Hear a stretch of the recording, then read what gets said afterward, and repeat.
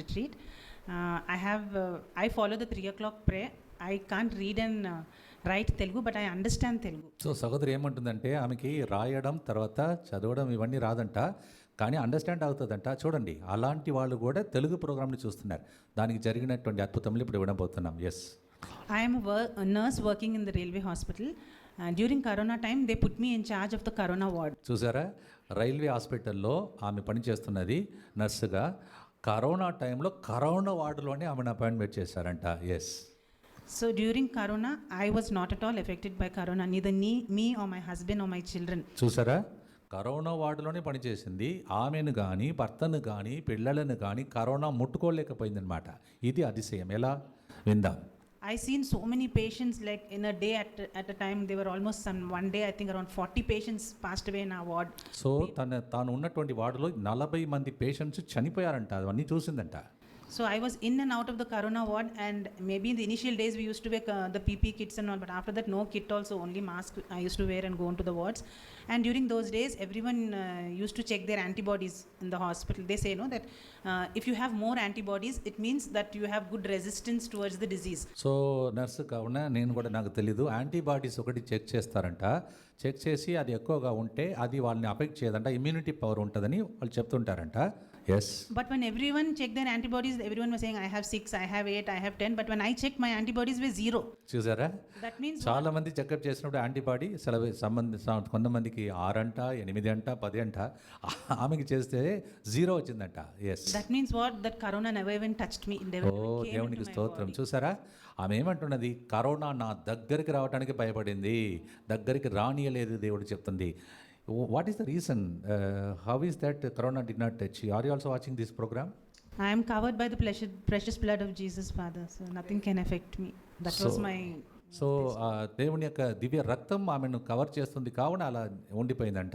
I think you are also watching the programme 3 o'clock. Yes, Father, I regularly watch. I don't get to watch at 3 o'clock maybe, but some part of the day I definitely watch. So what she is trying to tell us is 3 o'clock programme ఆమె చూడలేదు, ఎందుకంటే ఆమె డ్యూటీలో ఉంటుంది కావున. తర్వాత ఒక రోజులో ఏదో ఒక టైంలో తప్పకుండా 3 o'clock programme చూసిందంట.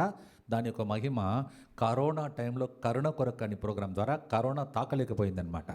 Yes. Then in 2024, actually we bought a flat in Tarnaka. I am living in Tarnaka for the past 20 years, and my husband and I decided that if we ever buy a house, we'll buy only in Tarnaka. Okay, తార్నాకలోనే 2024 నుంచి 20 సంవత్సరాలు కదా, దానికి ముందు 20 సంవత్సరాలు వాళ్ళు జీవిస్తున్నారు కావున వాళ్ళిద్దరు ఇట్లా ఐడియా చేశారు, తార్నాకలోనే మనకు ఒక ఇల్లు రావాలని అనుకున్నారు. So by the grace of God, we bought one flat, and the way we were staying, the flat opposite to our house was also for sale. And we thought, someone told us, why don't you all buy that flat? But then when we asked, they said 95 lakhs.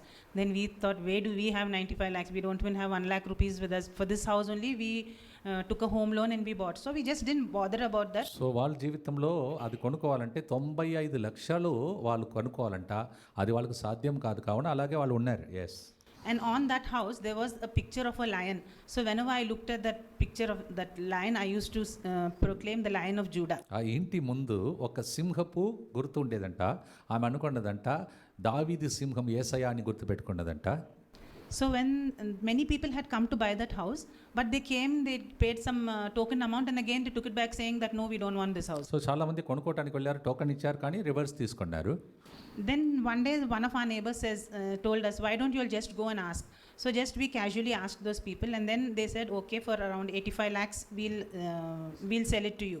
So చివరిగా వాళ్ళు 85 lakhsకి అమ్మటానికి ఒప్పుకున్నారనమాట.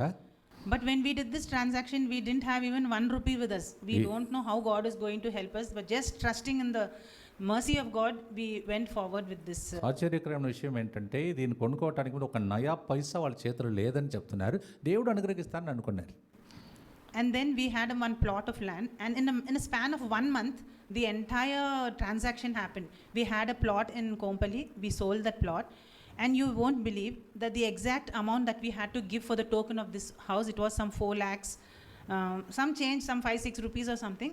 That exact amount check we got in hand, how much we had to pay the token for this house, that same amount of check we received. So కోంపల్లిలో వాళ్ళకి ఒక plot ఉంది కావున దాన్ని అమ్మినప్పుడు కరెక్ట్గా టోకన్కి ఎంత డబ్బు ఇవ్వాలో ఆ 4 లక్షలు కరెక్ట్గా వాళ్ళకి ముట్టిందనమాట. And the remaining amount, it just happened, and within 1 month we bought that house also. And during these days when I was watching the 3 o'clock prayer, Father had announced there is one person who's working in RTC and God is blessing him. So I claim that promise for myself, saying that this is for me and my husband, and by the grace of God we were able to buy that house. So ఈ కొనుగోలు టైంలోనే నేను ఇలాగే 3 గంటల ప్రార్థనలో ఎవరో ఒకరు RTC ఆఫీస్లో పనిచేస్తూ ఉన్నారు అని చెప్పారంట. అప్పుడు ఆమె క్లెయిమ్ చేసుకున్నదంటే ఇది మా కోసం ఇవ్వబడిందని. ఎవరు ఆర్టీసీలో? మన 25 సంవత్సరాలు సిలువ జూబిలీ కొనియాడుతున్నటువంటి టైరిన్. ఆయన చూడండి ఎంత కనెక్షన్ చూడండి. ఆర్టీసీ ఆఫీసులో పనిచేస్తున్న వ్యక్తి అని దేవుడు చెప్పి రుజువు చేశాడనమాట. Yes. And the other testimony is, just before coming for this retreat, actually had planned to come for this retreat 2 months back. But then suddenly, just before coming for the retreat, my son became sick. So 2 నెలలకు ముందుగానే వీళ్ళు idea చేసుకున్నారు ఇప్పుడు జరిగినటువంటి English వడకంలో పాల్గొనటానికి.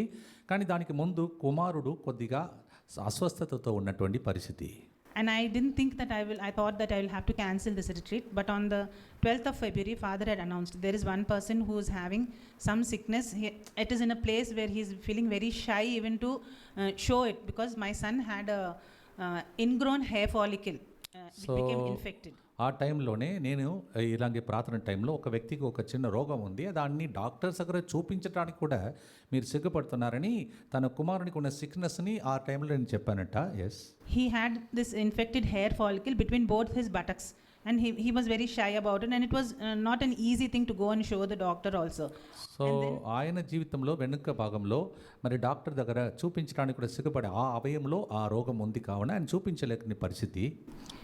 Then he was operated for it on the 17th of February, and on the 24th of February, Father had announced during the 3 o'clock prayer that there is someone with a kind of a laceration or a wound in the back, and God is healing them. So I claimed that for my son, because he had a surgery on his back, and by the grace of God he is completely healed, and we have come here for the retreat to testify. దేవునికి స్తోత్రం. 17వ తారీఖున ఆయనకి అట్లా operation జరిగింది.